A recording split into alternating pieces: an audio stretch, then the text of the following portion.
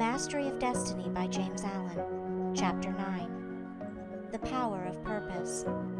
Dispersion is weakness, concentration is power. Destruction is a scattering, preservation a uniting process. Things are useful and thoughts are powerful in the measure that their parts are strongly and intelligently concentrated. Purpose is highly concentrated thought.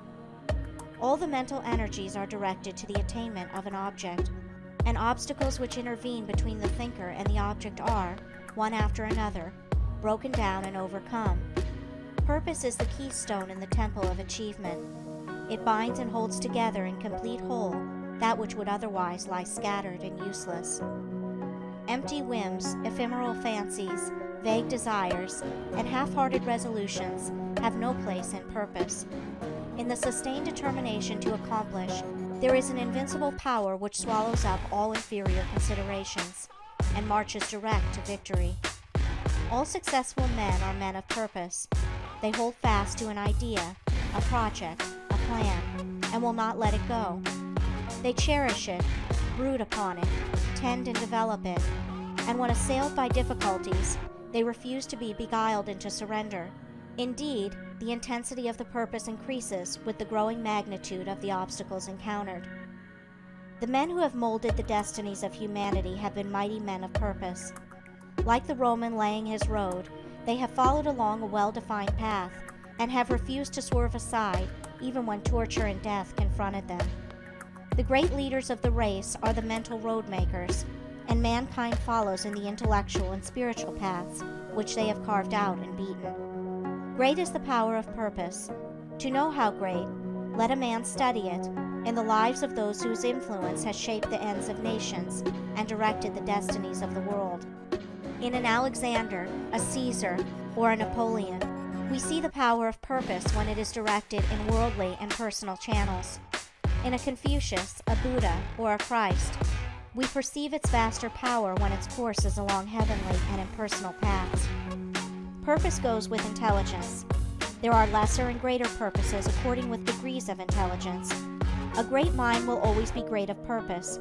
A weak intelligence will be without purpose. A drifting mind argues a measure of undevelopment. What can resist an unshakable purpose? What can stand against it or turn it aside? Inert matter yields to a living force, and circumstance succumbs to the power of purpose. Truly the man of unlawful purpose will, in achieving his ends, destroy himself.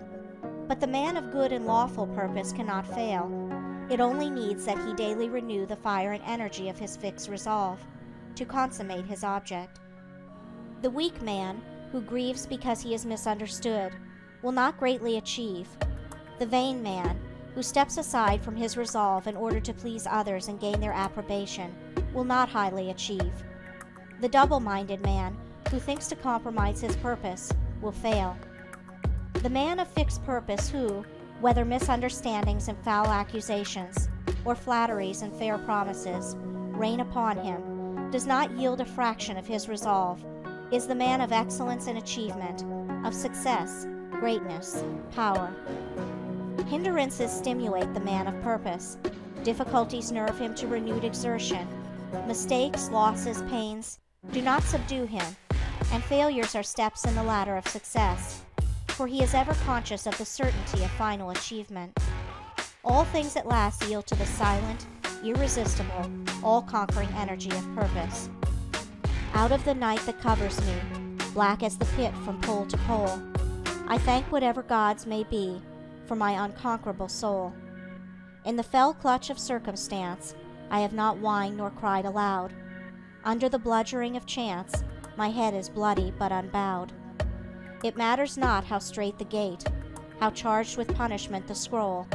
I am the master of my fate. I am the captain of my soul. End of Chapter 9. Recording by Andrea Fiore.